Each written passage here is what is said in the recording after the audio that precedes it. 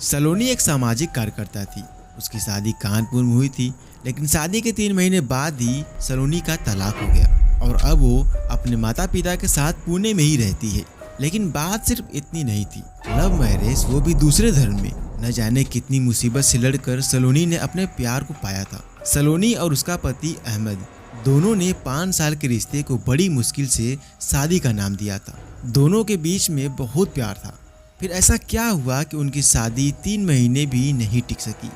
दरअसल शादी के बाद जब मैं पहली बार अपने ससुराल गई तो सब कुछ अच्छा था। अहमद के घर वालों ने मुझे खुले दिल से अपनाया था, लेकिन वो कहते हैं ना, जिंदगी के पुराने राज अगर दफन ही रहे तो ही अच्छा होता है, क्योंकि अगर वो आज पर भारी पड़ गए तो हमारी जिंदगी को हमेशा हमेशा के लिए बर्बाद भी कर देते हैं।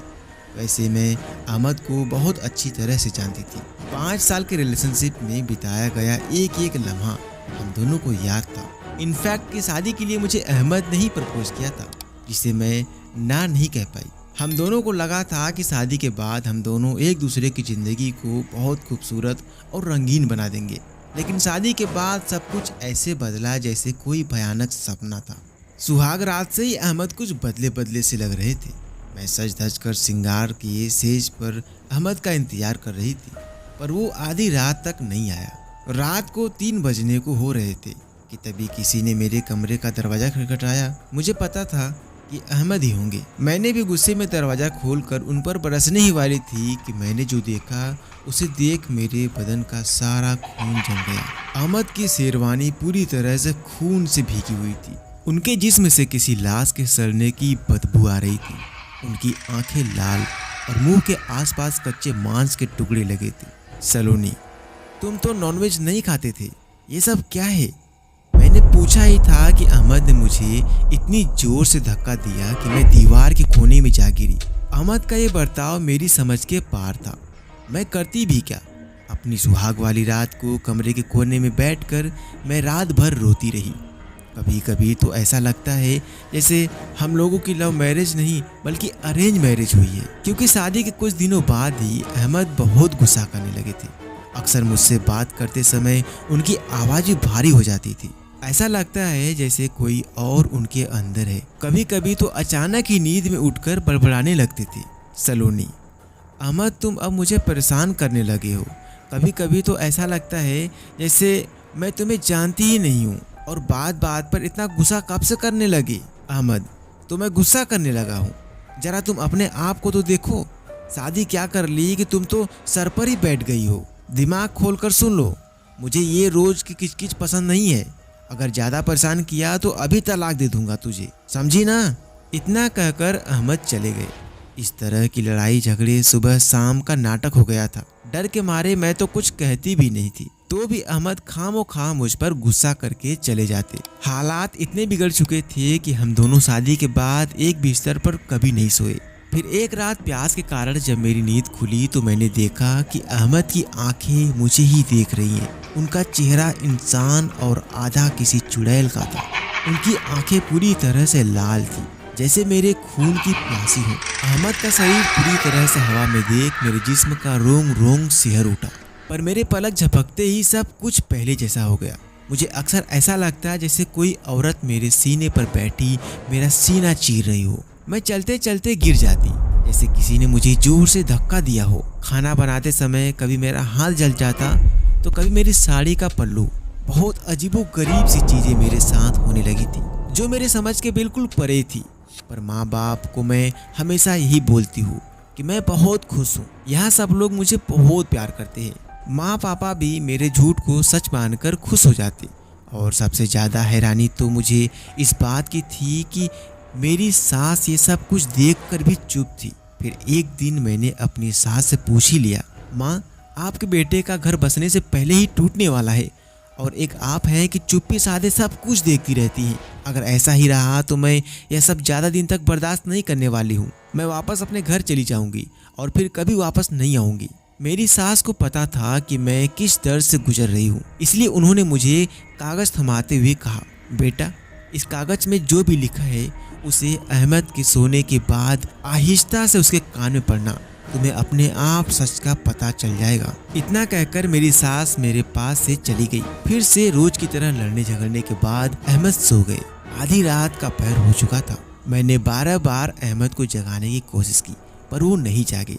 तब बहुत हिम्मत करके मैंने सासू माँ का दिया हुआ वो कागज निकाला और उसे आहिस्ता से अहमद के कानों में पढ़ना शुरू किया। सलोनी कागज पढ़ती हुई, सरीन देखो मैं आ गया, तेरा शोहर आ गया तुझे लेने के लिए, चल जल्दी से तैयार हो जा, निकाह पढ़ने जाना है। वह अभी कागज पर लिखा पढ़ ही रही थी कि इतने में अहमद का शरीर उड़ने लगा। उनके हाव भाव पूरी तरह से बदल चुके थे। जो बदन पहले सुडौल और हष्ट पुष्ट हुआ करता था उसमें एक नजाकत उतर आई थी। पुकलायु का मौन, कमर की लचक, वो चाल अहमद की पूरी तरह से बदल चुका था। मैं बस एक टक चुपचाप अपने पति अहमद को देख रही थी। सच कहूँ तो मेरा शरीर डर के मारे ठंडा पड़ गया था। मुझे डर लग रहा था कि मेरे पति के चारों तरफ एक अजीब सा काला साया है और एक बार फिर से अहमद के शरीर से लाश के सड़ने की बदबू आने लगी थी। अहमद मेरे बगल से उठकर सीधा आईने के सामने जाकर बैठ गया और अगले ही पल अपने चेहरे पर मेकअप और हाथों में मेहंदी लगाने लगे थे। पूरा श्रृंगार कर जब मैंने उनको देखा तो वो बेहद खूबसूरत लड़की में बदल गए थे। सलोनी, अहमद आपको क्या हो गया है, क्यों कर रहे हो तुम ऐसा? अहमद बात तो करो मुझसे। अहमद तुम मुझे सुन भी रहे हो? मेरे इतना बोलने पर भी अहमद ने एक बार भी मुझे पलट कर नहीं देखा। पर जैसे ही मैंने उन्हें छूना चाहा तो अहमद ने मुझे एक फूंक से दीवार के कोने में पटक दिया। अहमद, दूर हट जा मेरे अहमद से। खबरदार अगर तुमने इन्हें छूने की कोशिश भी की तो ये मेरे शोहर है, मेरी उनसे सगाई हुई है। तुझे मैंने इतना तड़पाया फिर भी तुझे अकल नहीं आई? याद रख, अगर तूने भी मुझे मेरे अहमद से दूर करने की कोशिश की तो मैं अहमद के अब्बू की तरह तुझे भी अहमद के हाथों ऊपर पहुंचा दूंगी। मैं तभी समझ गई थी कि ये मेरा अहमद हो ही नहीं सकता। जो अहमद मेरे ऊपर जान छिड़कते थे वो मुझसे इतनी नफरत कर ही नहीं सकते। मैं अहमद से कुछ पूछती इससे पहले ही मैंने देखा कि आईने में एक बेहद डरावनी और खूंखार चेहरे का अक्स दिखाई दे रहा था जो देखने में किसी चुड़ैल का था जिससे अहमद अपनी जान की भीख मांग रहे थे। अहमद, जरीन तुम मुझे छोड़ क्यों नहीं देती? तुम मेरा बचपन का प्यार थी। माना मैंने तुमसे सगाई की थी पर अब तुम दूसरी दुनिया में जा चुकी हो। मैं भी अब किसी और को अपना चुका हूँ, अपनी जिंदगी बना चुका हूँ। मैं तुम्हारे आगे हाथ जोड़ता हूँ जरीन, प्लीज मुझे माफ कर दो। मैं अपनी सलोनी से बहुत प्यार करता हूँ। अहमद की आंखों में आंसू थी। वो अभी भी मुझे ही चाहते थे, अपना मानते थे और उनके जिस्म पर किसी और का साया था। इसका नाम जरीन था। सलोनी, कौन थी ये जरीन और क्या नाता था उसका मेरे पति अहमद के साथ? मैं अभी इसके बारे में सोच ही रही थी कि तभी मेरी सासू माँ भी अपने हाथों में एक ताबीज लिए मुझे संभालने मेरे पास चली आई। सास, देखा बेटा, मेरे बेटे को चुड़ैल ने किस तरह सालों से अपने कब्जे में कर रखा है। एक बार हमने बहुत हिम्मत करके इस जरीन से अपने बेटे को छुड़ाने की कोशिश करी थी और इस चक्कर में जरीन ने अहमद के अब्बू को खा लिया। सबसे हैरत की बात यह है कि अहमद को आज तक कभी पता नहीं चला कि उस पर किसी चुड़ैल का साया है जो अहमद को किसी का नहीं होने देता। सलोनी, पर माँ, क्या कोई रास्ता नहीं है इससे अहमद को आज़ाद किया जा सके? मेरे इस सवाल पर माँ ने सोचते हुए कहा, बेटा, एक रास्ता है और वो जिंदगी भर के लिए सजा बन जाएगी तेरे लिए। सलोनी, कैसा रास्ता माँ, और कौन सी सजा की बात कर रही हो आप? मुझे साफ साफ बताइए, आखिर मुझे करना क्या होगा? उसके बाद माँ ने जो कहा उसे सुन मेरे पैरों तले जमीन खिसक गई। उन्होंने कहा कि अगर मुझे चुड़ैल से मुक्ति दिलाना है तो मुझे उस जरीन को हमेशा हमेशा के लिए अपनाना होगा, उसकी आत्मा को अपने शरीर में संजो कर रखना होगा। लेकिन उसके बाद मैं कभी भी अहमद से नहीं मिल पाऊंगी। मुझे अहमद को हमेशा हमेशा के लिए भूलना होगा, वरना जरीन अहमद को देखते ही देखते मुझ पर हावी हो जाएगी और शायद फिर जरीन अहमद को मार भी सकती है। इसका मतलब साफ था कि मेरे हाथों ही मेरे पति अहमद की मौत है। खुदा ने मेरे सामने कैसा परिस्थिति खड़ी कर दी थी यह मुझे भी नहीं पता था। अब मुझे अपने ही प्यार के लिए उससे दूर जाना था, वो भी इतना कि कभी उसका चेहरा भी नहीं देखना था। वो प्यार जो मेरे लिए मेरा सब कुछ था, जिसके लिए मैं अपना सब कुछ छोड़कर आई थी, वो भी मेरे पास आने के लिए जरीन के आगे गिड़गिड़ा रहा था। वो अपनी जान तक देने को तैयार था, तो क्या मैं उसके भले के लिए उससे दूर नहीं जा सकती थी? सच कहूँ तो मैंने उसी वक्त अपना मन बना लिया था कि मैं अहमद को उस चुड़ैल से आज़ाद करके ही रहूँगी। मेरे पूछने पर माँ ने बस इतना कहा, बेटा तुझे जरीन की कब्र पर जाकर अपने बाल, कपड़े और नाखून का टुकड़ा उसी कब्र पर गिराना होगा, तो ही जरीन की आत्मा अहमद की शरीर छोड़कर तुम्हारे शरीर में आएगी। डर मत, मैं तुम्हारे साथ रहूँगी। पर याद रखना बेटी, यह रास्ता उतना भी आसान नहीं होने वाला है। पर वादा कर बेटी, फिर कभी तू अहमद को अपना चेहरा नहीं दिखाएगी। सलोनी। माँ, मैं अहमद से बेइंतहा प्यार करती हूँ और मैं वादा करती हूँ कि फिर कभी भी अहमद को अपना चेहरा नहीं दिखाऊंगी। वादा कर हम दोनों कब्रिस्तान की ओर चल दिए। कुछ देर बाद ही माँ और मैं जरीन की कब्र के आगे खड़ी थी। मैंने अभी कब्र की मिट्टी को छुआ ही था कि तेज हवाएं चलने लगी और उस कब्र से निकला काला साया मेरे जिस्म को चीरने लगा था। मेरे पीछे मेरी सासू माँ हाथों में ताबीज लिए मेरी हिफाजत के लिए खड़ी थी और उस काले साये ने मेरी सासू माँ को भी नहीं छोड़ा।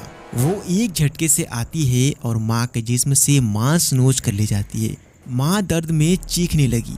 सासू माँ, बेटी सलोनी तुम हिम्मत मत हारना, मैं हमेशा तुम्हारे साथ ही रहूँगी, बस अपना काम करती रहो। हमें किसी भी तरह अहमद को जरीन की आत्मा से मुक्ति दिलाना है। मैं समझ गई थी कि जो साया हमारे इर्द गिर्द मंडरा रहा है, हमें लहूलुहान कर रहा था, वो कोई और नहीं बल्कि जरीन का ही था। पर माँ की ही बातें सुन मेरी हिम्मत और बढ़ गई थी। मैंने तेजी से कब्र में गड्ढा करना शुरू कर दिया था। मैंने कब्र में अभी अपना कटा हुआ बाल डाला ही था कि इतनी देर में देखा कि जरीन का काला साया माँ के जिस्म से निकलता हुआ माँ के टुकड़े टुकड़े कर रहा था और उनके जिस्म के टुकड़े मेरे ऊपर ही आ गए थे, जिसे देख मैं डर के मारे कांपने लगी थी। तभी मुझे महसूस हुआ कि किसी ने मेरे बाल पकड़े हुए हैं, लेकिन इससे पहले कि मैं कुछ और कर पाती, जरीन के काले साये ने मुझे बालों से पकड़कर हवा में उड़ा लिया था। मैं हवा में ही दर्द के मारे छटपटाने लगी थी।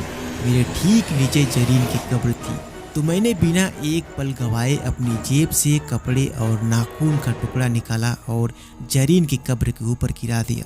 नाखून और कपड़े के टुकड़े कब्र पर गिरते ही वो साया चीखने लगा, पर इससे पहले मैं जमीन पर गिरती जरीन मुझ में समा चुकी थी, जिसने मुझे एक खरोंच तक नहीं लगने दी। जैसा कि माँ से वादा किया था, मैंने उस रात के बाद फिर कभी अहमद का चेहरा नहीं देखा। मैं कब्रिस्तान से सीधे अपने घर आ गई थी। अहमद मेरे घर आते ही मेरे माँ पापा से मुझसे मिलने के लिए गिड़गिड़ाते, एक तरह से भीख मांगते, चिल्ला चिल्ला कर पूछते कि आखिर मैंने उन्हें क्यों छोड़ दिया, क्या कमी रह गई थी उनके प्यार में। उन्होंने मुझसे मिलने के लिए लाखों जतन किए, पर एक बार भी मैंने उन्हें अपना चेहरा नहीं दिखाया। आज मेरी शादी के 12 साल हो चुके हैं और मैं आज भी अहमद से बहुत प्यार करती हूँ। बस अपने पति की सलामती के लिए मैं अपनी सौतन को अपने अंदर लिए घूमती हूँ, उसे कभी बाहर नहीं आने देती। आखिर वो मेरी सौतन जो ठहरी। दोस्तों, ये हॉरर स्टोरी आपको कैसी लगी नीचे कमेंट बॉक्स में हमें ज़रूर बताएं। ऐसी और भी डरावनी कहानियाँ देखने के लिए हमारे चैनल को सब्सक्राइब जरूर करें और बेल आइकन का बटन दबाना बिल्कुल मत भूलिएगा, जिससे कि मेरी कोई भी नई वीडियो आएगी तो सबसे पहले नोटिफिकेशन आपको मिलेगी।